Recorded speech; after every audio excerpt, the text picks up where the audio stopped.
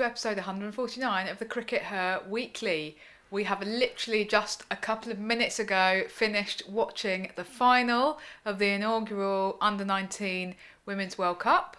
And actually, unfortunately, from an England perspective, it was a little bit of a one-sided game, especially compared to that amazingly incredible semi-final against Australia. So India won in the end by 7 wickets with quite a lot of balls to spare. They were only chasing 69 because they bowled England out for 68. So what did you make of that game, Sid?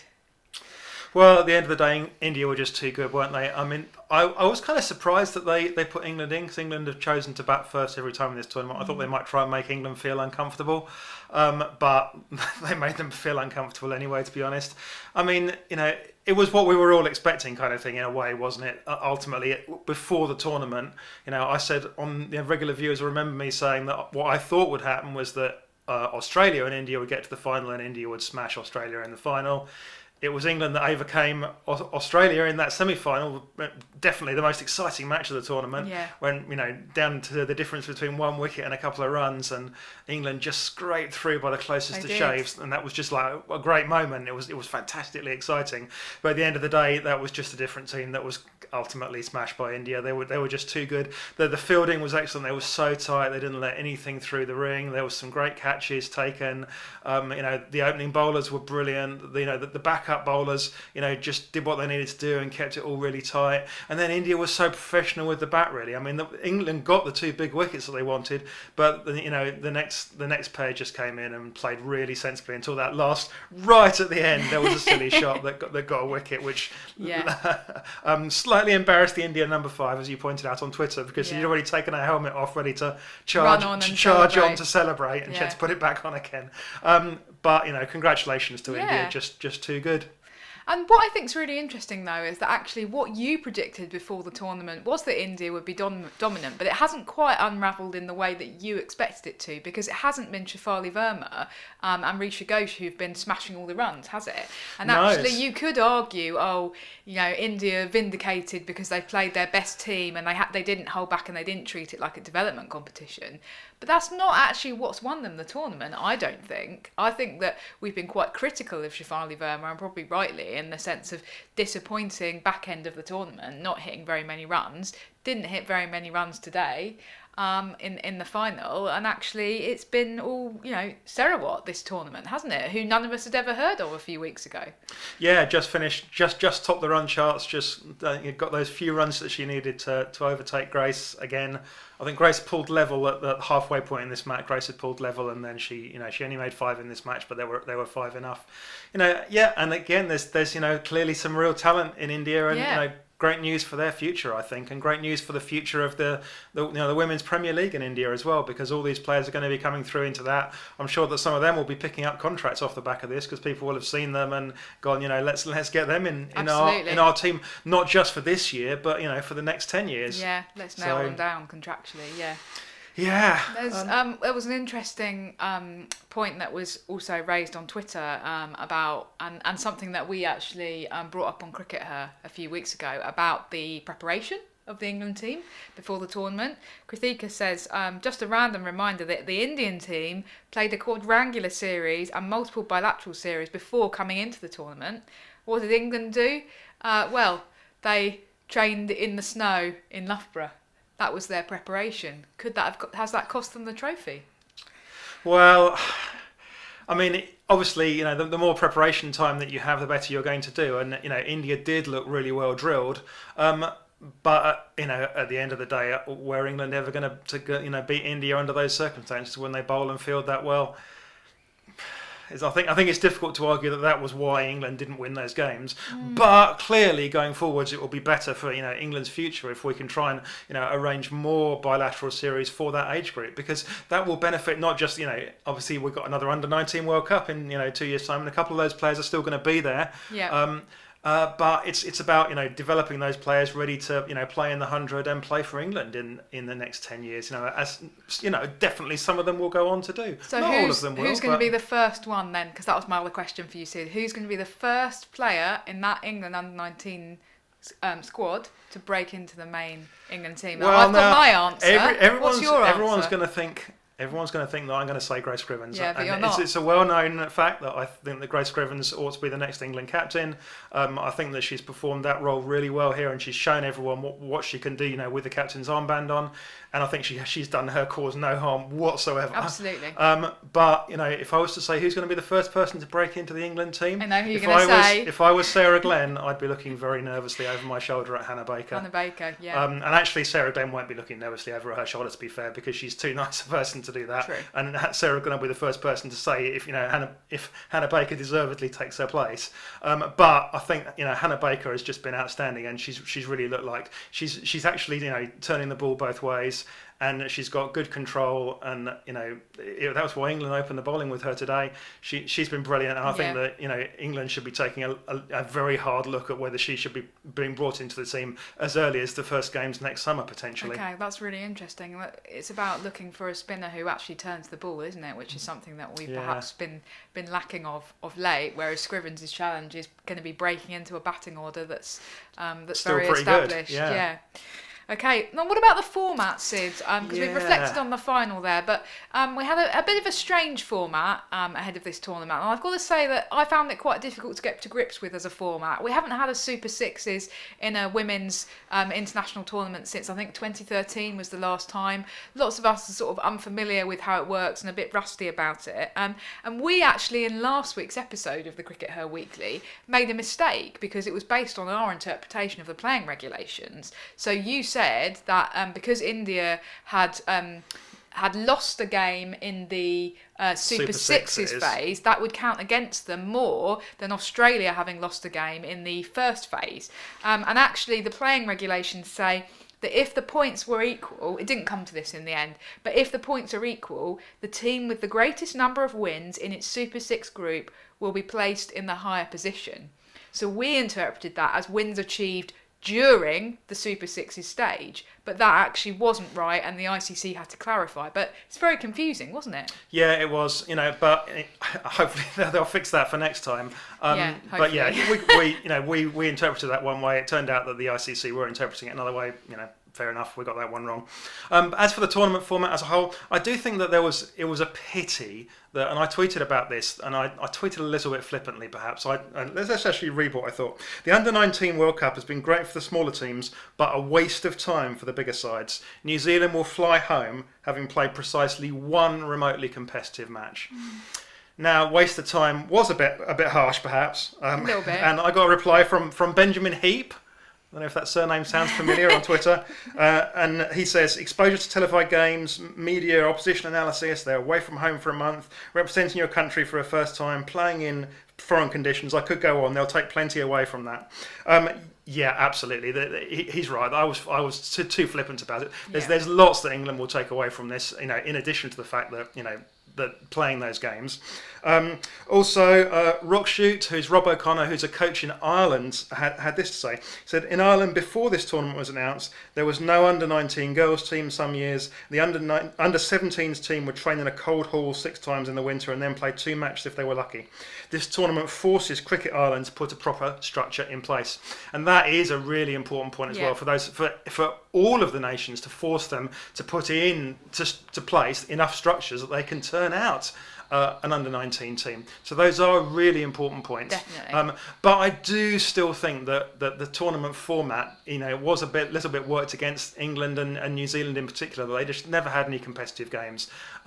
Until right at the point where they both came up against India and India steamrolled both of them, and it would have been helpful for both if they played each other in the Super Six phases.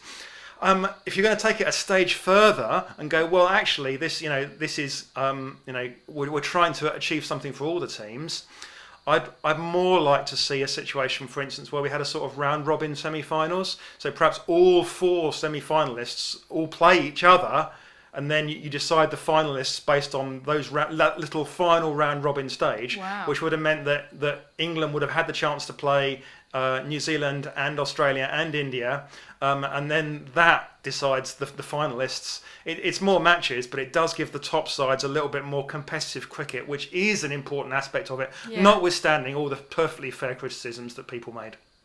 Okay, great. Well, overall, it's been quite an exciting few weeks. It feels like it's gone really quickly. And India obviously have their maiden ever world title in women's cricket. So I think massively deserved. That can only really do good for women's cricket. Right, let's move on then. So we've had some more news coming through this week, and actually let's focus on more of the domestic context within England, because there's been a couple of quite big bits of news. The first is that we've now got the fixtures announced for this year's 100. And so it's going to kick off at Trent Bridge on the 1st of August, and it's running until a final at Lord's on the 27th of August. So it's largely the same format as last year, except that it has been condensed a little bit on the men's side. The women's side was even more condensed last year because of the Commonwealth Games at the start, but we have got a situation now where the men's and the women's are running totally at the same time, and that it's been shrunk a little bit because of these complaints being made largely on the men's side about having to kind of squash it in around other what people see as different, better, more important formats of cricket. But interestingly, they've still kept the extra game. So the extra game for the women is back in. So okay. They're playing, every side will play every other side except their local rivals, including local rivals Wales and Southampton. Very local. They'll play their local rivals twice. Okay. So they're still. So it's going to be a really intense tournament. Again, you're fitting in all those games into the space of 3 and a bit weeks or 3.5 weeks.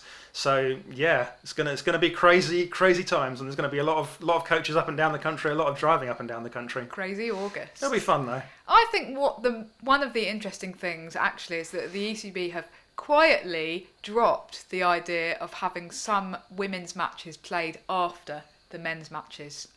Wasn't mentioned in the press release, doesn't really seem to have been picked up on at all in the media, but that last year, in the second iteration of the 100, was meant to be this kind of quite radical experiment to see how it was going to go, and they've decided that it didn't work for whatever reason, and they haven't really given us an explanation. From our point of view, works really well. We can go to the women's and then leave early and avoid the crush, and it's fine.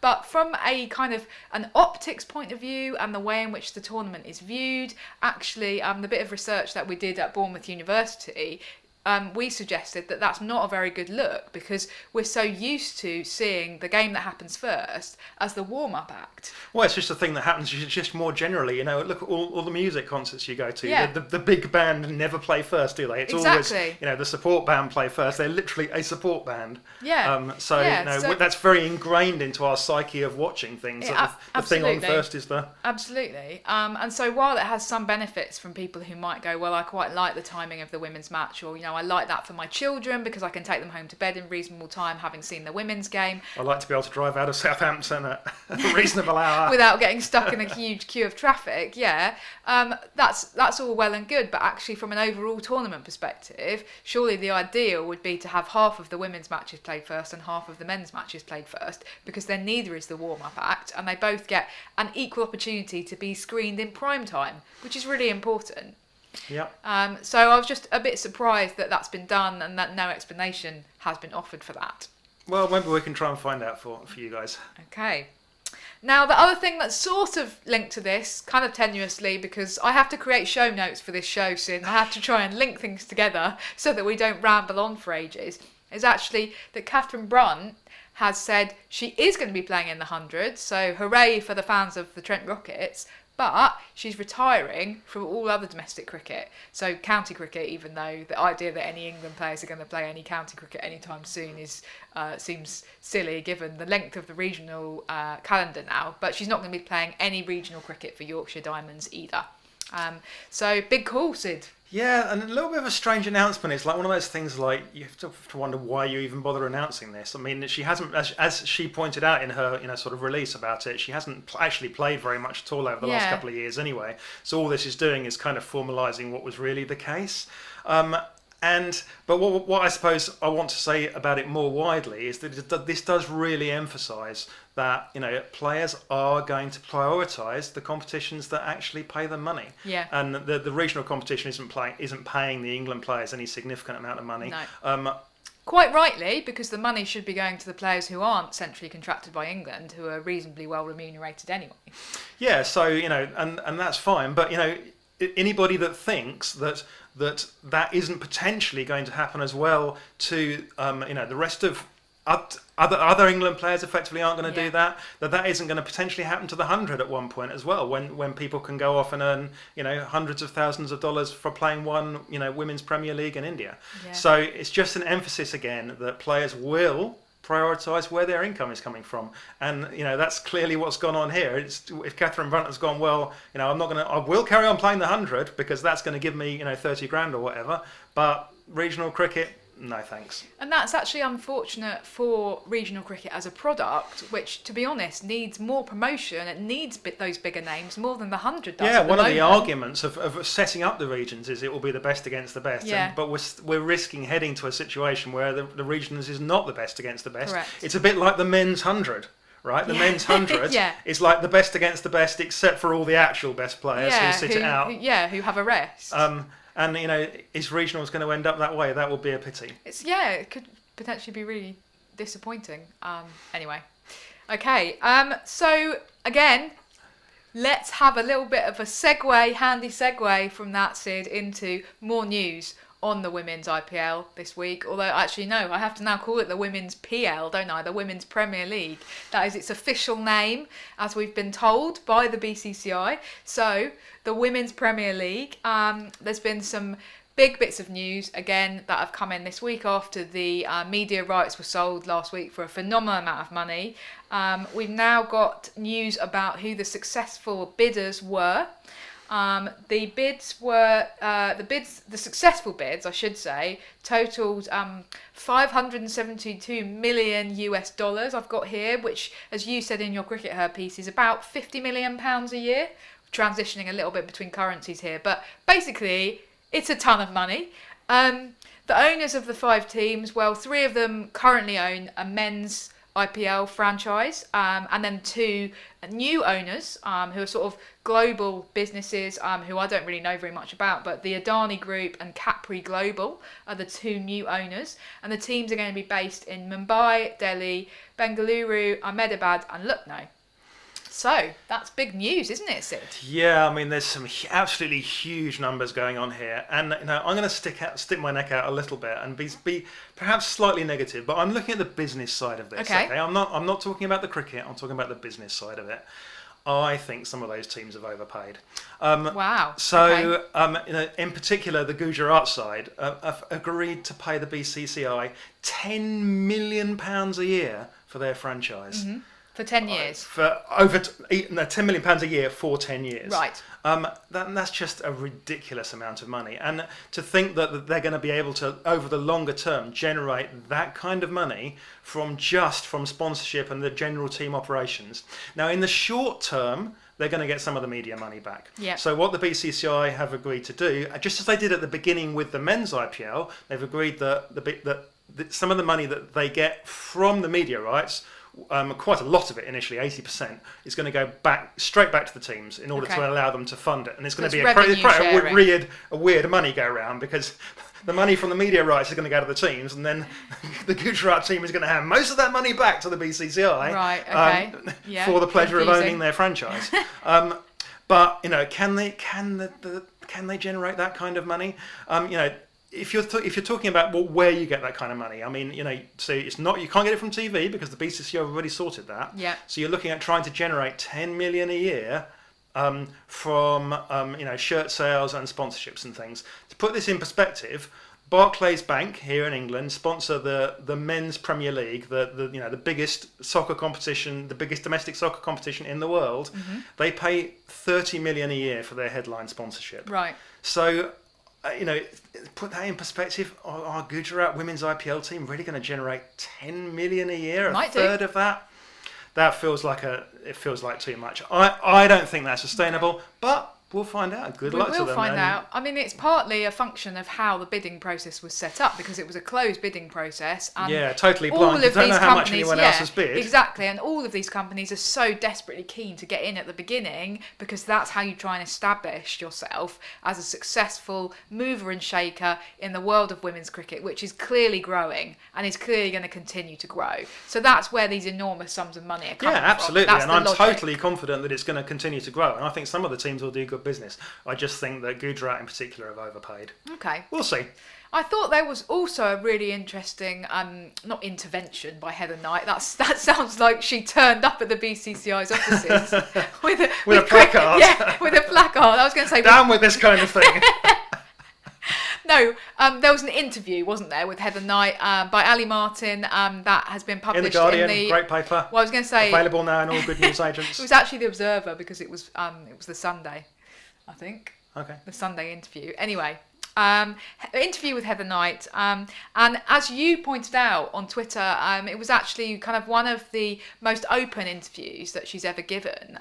She was quite frank about some of these issues with what she sees as the developing situation for increased amounts of franchise cricket in the women's game, and actually, interestingly, she's just submitted a master's dissertation on this very subject, so she knows what she's talking about. And it was interesting, and I think, there's a little bit of satisfaction there, because exactly what we talked about a couple of weeks ago on this very show, she mentioned as a couple of points that she'd raised that she was concerned about, one of which is about the impact on international cricket if people decide they're not going to bother playing it and they're going to go and just play franchise cricket instead. Well, that's something we talked about. And the other point was actually about potentially, some of the issues within the game, within dressing rooms, and having to manage that dynamic herself as captain in the next few weeks during the World Cup, because that's when the auction is going to take place for the Women's Premier League, and so you're going to have players in that England dressing room who are earning a shed load of money, and players who don't get picked up and are, potentially feeling a little bit unhappy about that. And she actually said, I'm going to have to manage that as captain. And that was really interesting. It's a great interview, very informative. But it does show that some of these kind of more astute players who think carefully about the game are aware of these issues and are considering them. And I think that's good, really, because that's what we want, people to try and think a little bit more carefully about how this process unfolds. Absolutely. Anyway, we need to now go and recover from the excitement of the last few days, in particular that semi-final, but also the unfortunateness of watching England get beaten today in the final. But again, we would echo congratulations to India, and congratulations to all of you who have just watched us talking for 22 and a half minutes. Thanks everyone, bye for now. Bye.